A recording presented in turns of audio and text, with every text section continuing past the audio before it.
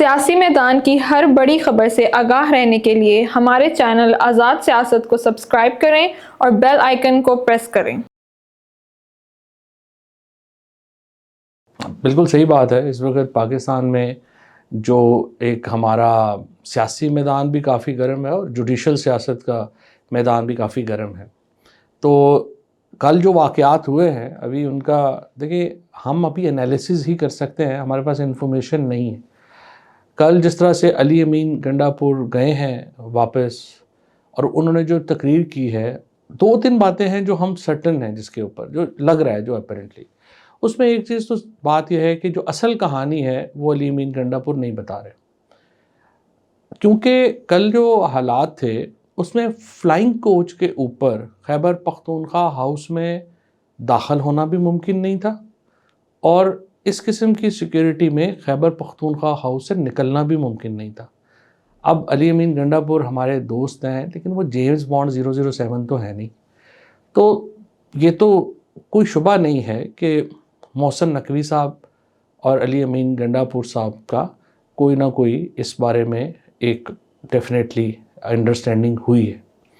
اب یہ انڈرسٹینڈنگ کیا ہوئی ہے اور کیا عمران خان اس انڈرسٹینڈنگ کا حصہ ہے یا شہباز شریف، نواز شریف اور آصف زرداری اس انڈرسٹینڈنگ کا حصہ ہیں، یہ حصہ ابھی ہمیں معلوم نہیں ہے، لیکن یہ معلوم ہو جائے گا اگلے 48 گھنٹوں میں، 72 گھنٹوں میں ہمیں اصل کہانی پہ بھی ہم پہنچیں گے اور پھر ہم یہ دیکھیں گے کہ اس کہانی کے پاکستان کی سیاست پہ اثرات ہوں گے۔ دیکھیں اثرات تو اس پہ لازماً ہونے ہیں۔ اگر عمران خان کو اس کہانی میں جو ہے وہ ان کا فائدہ ہے یا طریقہ انصاف سے رابطے کھلتے ہیں، اسٹیبلشمنٹ کی گفتگو ہوتی ہے تو بھی اس کے فرق ہے، اور اگر یہ فائدہ نہیں ہوتا اور یہ سمجھا جائے کہ علی امین گنڈا پور نے اپنے طور پہ کیا ہے، جس کی مطلب مجھے ذاتی طور کے اوپر مشکل لگتا ہے، تو پھر اس کے بھی اثرات ہوں گے۔ تو ایک تو یہ ہے۔ دوسرا آپ کو معلوم ہے کہ اس وقت حکومت بہت فوکس ہے جوڈیشل آئینی ترمیم لانے کے اوپر، 26ویں آئینی ترمیم لانے کے اوپر۔ اور 26ویں آئینی ترمیم کیا ہے؟ 26ویں آئینی ترمیم ہے کہ آپ عدلیہ کو ایگزیکٹو کے ماتحت کر دیں پریکٹیکلی۔ سپریم کورٹ ختم ہو جائے، اس کی جگہ ایک کانسٹیٹیوشنل کورٹ لے گی اور اس کے ججز جو ہیں وہ وزیر اعظم اپوائنٹ کریں گے، چیف جسٹس وزیر اعظم اپوائنٹ کریں گے اور پھر چیف جسٹس اور وزیر اعظم مل کے باقی ججز لگائیں گے، تو پریکٹیکلی پرائم منسٹر ہی اس کے ججز لگائیں گے۔ تو اس کا مطلب یہ ہوگا کہ یہ دنیا میں ایک ایسی عجیب و غریب عدالت بنے گی جس کی اپوائنٹمنٹس جو ہیں وہ بالکل ایگزیکٹو کے ماتحت ہوں گے۔ اس کے علاوہ جو ترمیم ہے، آرٹیکل 199 میں جو ترمیم ہے، ہائی کورٹ کی ججز سے متعلق جو ترمیم ہے، یہ تمام جو ویب بنائی گئی ہے، تمام جو جالا بنا گیا ہے، وہ یہی ہے کہ کسی طریقے سے عدلیہ کو اس کے گھیرے میں لایا جائے۔ اس کے اوپر ایک ریزنٹمنٹ ہے۔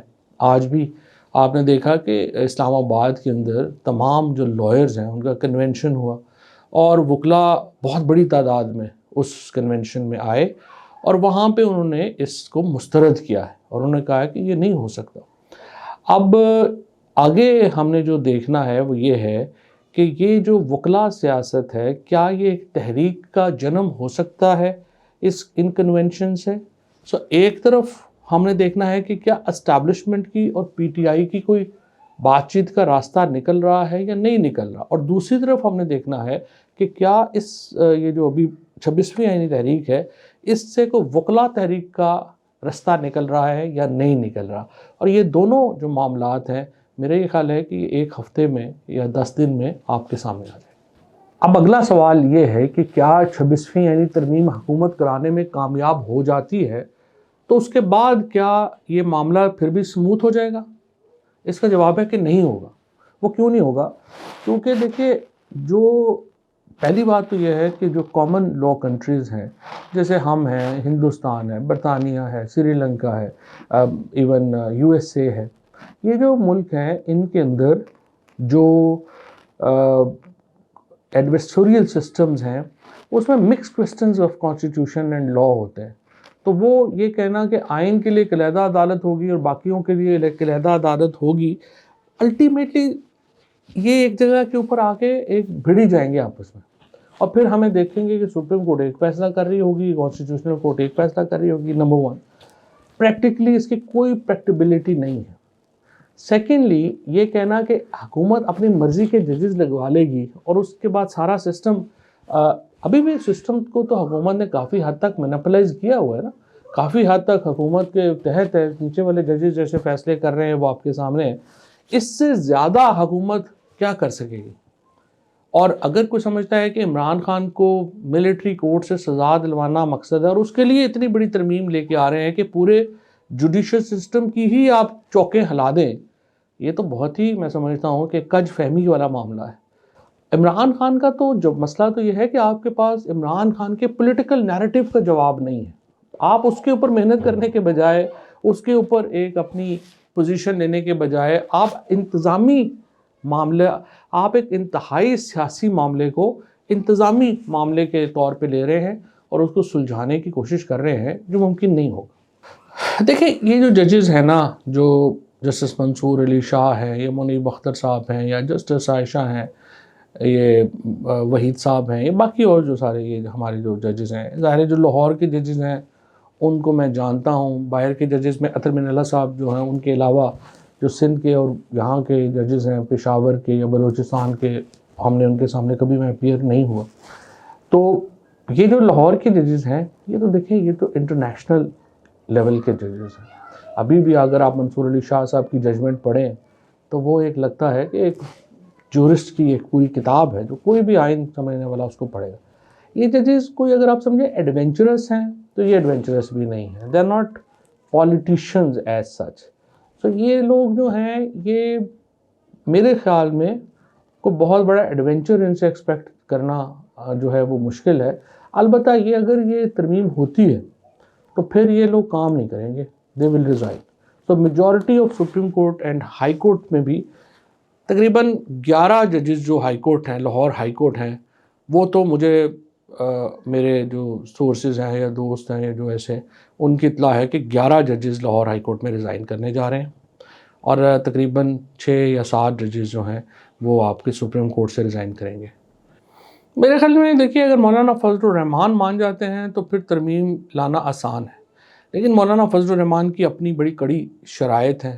اب سوال یہ پیدا ہوتا ہے کہ 2 حصے ہیں نا مفادات کے، ایک اسٹیبلشمنٹ کا مفاد ہے اور ایک ہے جو سول گورنمنٹ ہے یا پیپلز پارٹی کا یا نون لیگ کا مفاد ہے. اب دیکھیے اگر مولانا فضل الرحمان یہ کہتے ہیں کہ جی آپ جو اسٹیبلشمنٹ سے متعلقہ حلقے ہیں، حصے ہیں، وہ سارے ڈراپ کر دیں اور صرف ایک فیڈرل کوڈ بنا دیں، کانسٹیٹیوشنل کوڈ، اس کا اسٹیبلشمنٹ کو تو کوئی فائدہ نہیں ہے. تو ان کا کتنا انٹرسٹ رہ جائے گا پاس کرانے میں.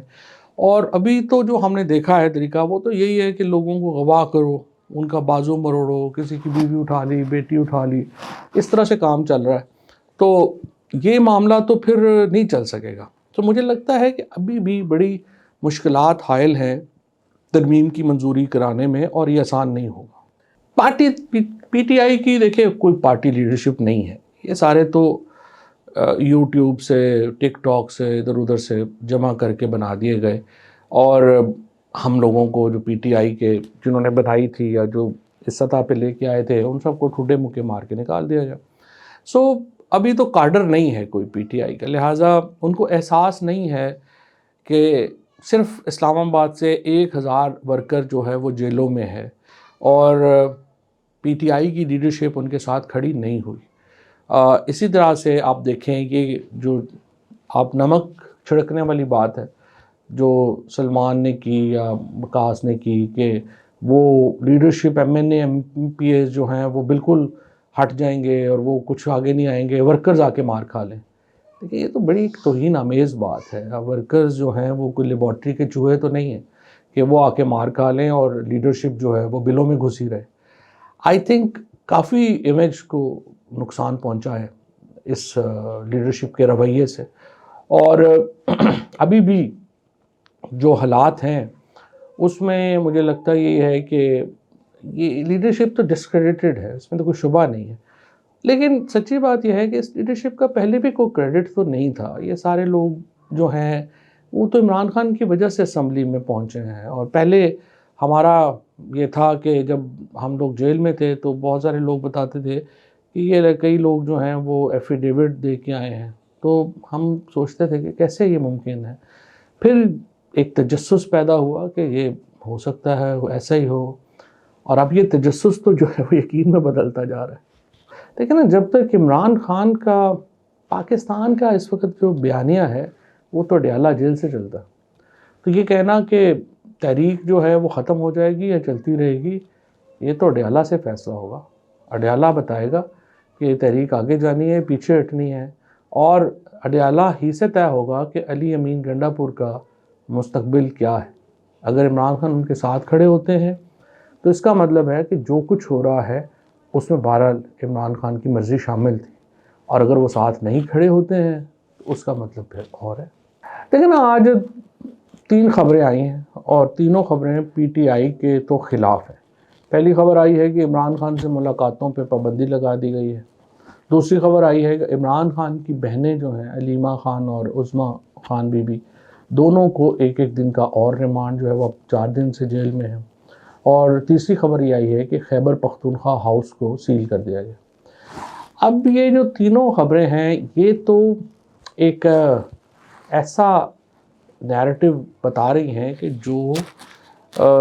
یہ جو کچھ ہوا ہے 24 گھنٹوں میں اس کے خلاف نیریٹو.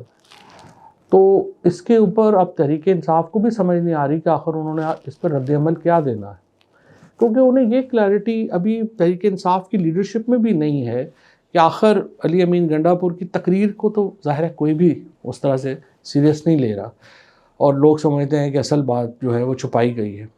لیکن ان کو سمجھ یہ نہیں آ رہی کہ آخر انہوں نے اس کے اوپر رد عمل دینا کیا ہے، اور اس کی وجہ سے ایک میں سمجھتا ہوں کہ ایک ویکیوم ہے، اور اس ویکیوم میں کیا ہوتا ہے ابھی ہمیں ویٹ کرنا پڑے گا. لیکن اگر عمران خان کو جو ہے وہ اس طرح سے پابندی رہتی ہے، وہ ان کا ایکسیس جو ہے وہ نہیں ہوتا، اور اس کے بعد یہ لیڈرشپ جو ہے یہ خاموش زیادہ عرصہ رہ نہیں سکتی، کیونکہ اس کے پیچھے تو ورکرز پڑ جائیں گے. ابھی بھی آپ دیکھیں کہ ورکرز جو ہیں وہ کس طرح سے لٹ لے کے پیچھے پڑ گئے. سو پی ٹی آئی میں اس وقت عمران خان میں اور ورکرز کا ہی ایک رشتہ ہے جو پی ٹی آئی کو مضبوط کرتے ہیں، کاڈر نہیں ہے. تو کاڈر کی امپورٹنس نہیں ہے، سو اس لیے آپ ورکرز کی کو اگنور نہیں کر سکتے نا. تو اگر یہ ہوتا ہے اور پھر اس کے نتیجے میں ایجیٹیشن بڑھے گا، پھر علیمہ خان اور عظمیٰ بی بی جو ہیں ان کو آج صرف 2 باقی سب کو چھوڑ دیا گیا خواتین کو، ان 2 کو ایکسیپشن کی گئی. سو آئی تھنک یہ بھی ایک میجر بلو ہے، اور عمران خان کو اس پہ بھی پریشانی جو ہے وہ ڈیفینیٹلی ہوگی. کوئی ضرورت تو نہیں ہے شہباز شریف اور بلاول بھٹو میں. تو دیکھیں نا، سوال یہ ہے کہ شہباز شریف بھی ایک آپ سمجھیں کہ رسمی سے ہیں، اور بلاول بھٹو بھی جو ہیں وہ نہ. اس وقت آج اگر ایک تصویر چھپی ہے آپ دیکھیے کہ جس میں جو غزہ کانفرنس کے بعد وہ سامنے نواز شریف اور آصف زرداری بیٹھے ہیں، اور بلاول اور شہباز شریف جو ہیں وہ آگے بیٹھے ہیں، فضل الرحمان صاحب نیچے. پرائم منسٹر کو اوپر ہونا چاہیے تھا نا. لیکن مسئلہ یہ ہے کہ اس وقت کی جو صورتحال ہے اس میں یہ سارے لوگ جو ہیں وہ ریلیونٹ نہیں ہیں. فیصلوں کے لیے لوگ یا آرمی چیف کو دیکھتے ہیں، یا عمران خان کا نیریٹو دیکھا جاتا ہے، اور یا پھر ایک کولیجیم ہے جو آپ سپریم کورٹ کے ججز کا، ان کو دیکھا جاتا ہے. یہ لوگ تو فیصلہ سازی میں ایز سچ مانا ہی نہیں جا رہا کہ بلاول بھٹو یا شہباز شریف یا نواز شریف یا مریم کی کوئی اہمیت ہے. سو ایک پاور وہ ایک سیٹوں کے اوپر ہیں، بٹ ان کی ریلیونس اور پاور جو ہے وہ ان کے پاس نہیں ہے.